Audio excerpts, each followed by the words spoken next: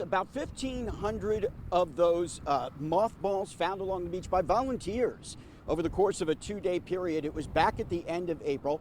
FWC began its investigation, and the motive they determined was those two businessmen who were concerned that this flock of birds nesting on the beach, these black skimmers, were costing them money. FWC investigators say evidence led them to two local business owners, Robert Cizon, the owner of the Plaza Beach Hotel, and Christopher Monroe, owner of Chris's Beachside Bar behind the hotel.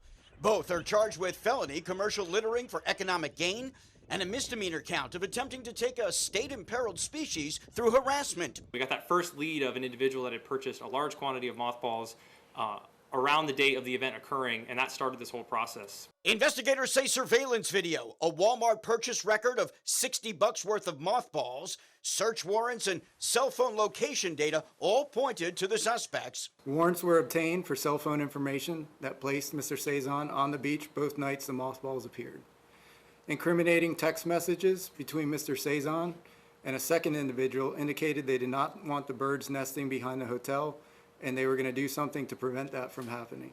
FWC says black skimmers are listed as a state-imperiled species, and disturbing their nesting can have lasting impacts on the population.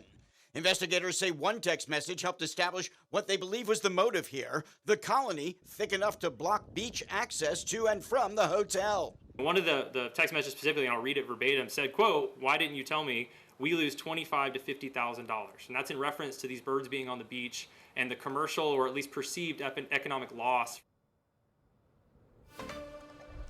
FWC says fortunately it does not appear that any of the birds, or people for that matter, along the beach at that time were injured in all this, thanks to the volunteers and FWC investigators who were able to quickly pick up those mothballs. Both of those men were booked today. FWC says that they could face steep fines, maybe even jail time, but that decision, they say, will be left up to prosecutors. Reporting live in St. Pete, Eric Glasser, 10 Tampa Bay News.